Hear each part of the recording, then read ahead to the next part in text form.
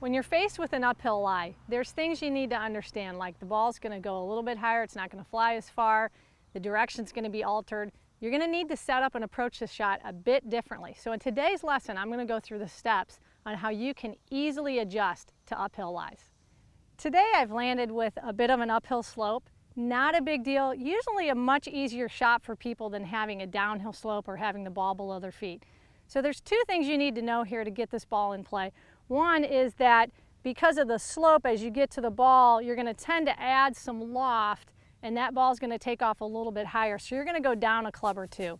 So normally if I would use a 9-iron, like in this instance, I've just gone down to an 8-iron. If the slope is real severe, you're going to need to go down an extra club. The second thing is, as I'm swinging here, I want to get myself set up to swing along the slope. That means I've got a little bit of a lower right side, which is going to tend to take the club inside on a bit of a flatter plane. So these shots tend to hook or draw a little bit. So I simply want to aim a little bit more to the right of my target, not much, depending again on the severity of the slope.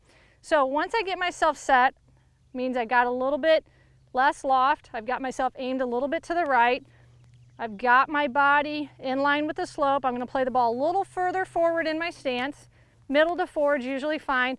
Then I simply have to focus on swinging along the slope. So what I mean by that is I don't want to get this way and hit into the hillside or smother the shot. So I want to make sure that I swing along the slope, I stay with the shot. If it's a real severe uphill lie, very, very easy to fall backwards. So you want to make sure you're moving up the hill and trying to finish through the shot.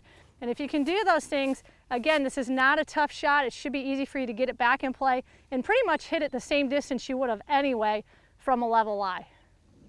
It's simple and it works. And if you have an idea for a lesson, please submit it in the Ask Maria section on mygolfinstructor.com.